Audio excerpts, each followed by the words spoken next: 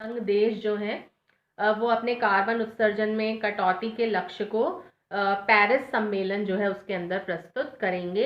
ये 4 चीज़ें 2014 का जो सम्मेलन हुआ था उसके अंतर्गत की गई थी।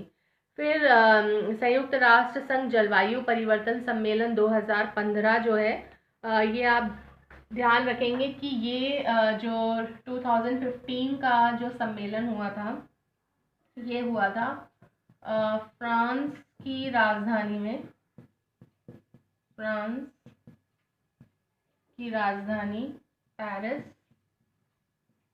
इसमें हुआ था ये 30 नवंबर से 12 दिसंबर 2015। ये आपको डेट याद रखनी है।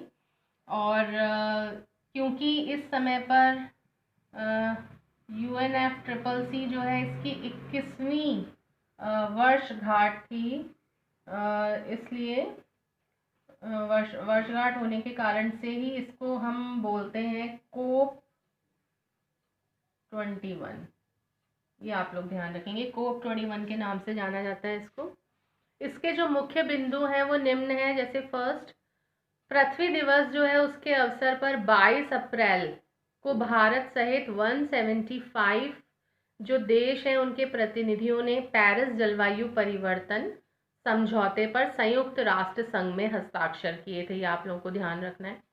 भारत की ओर से पर्यावरण मंत्री ने संयुक्त राष्ट्र महासभा में हुआ जो समारोह था उस समारोह में इस समझौते पर हस्ताक्षर किए थे। दूसरा जो है, ये किसी एक दिन में विश्व में इतनी बड़ी संख्या में देशों की ओर से किसी समझौते पर हस्ताक्षर का एक रिकॉर्ड जो है वो रहा था कि एक दिन में इतनी सारी कंट्रीज ने इसमें हस्ताक्षर किए हैं। इससे पहले 1982 में 119 देश जो थे उन्होंने समुद्री सुरक्षा से जुड़े हुए जो संविदा थे उस पर हस्ताक्षर जो है वो किए थे। तीसरा जो है, पेरिस जलवायु समझौता जो है उस पर हस्ताक्षर के बाद सभी देश जो हैं उनको अपने देशों की संसद से इस समझौते का अनुमोदन कराना इम्पॉर्टेंट था।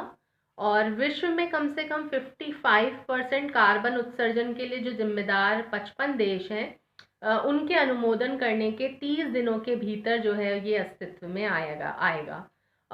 समझौते के तहत जो सदस्य देश हैं उन्होंने 21वीं सदी में दुनिया के तापमान में वृद्धि जो है उसको 2 डिग्री से कम स्तर तक सीमित करने का लक्ष्य जो था वो रखा था, क्योंकि तापमान जो है उसमें निरंतर वृद्धि होती जा रही है। और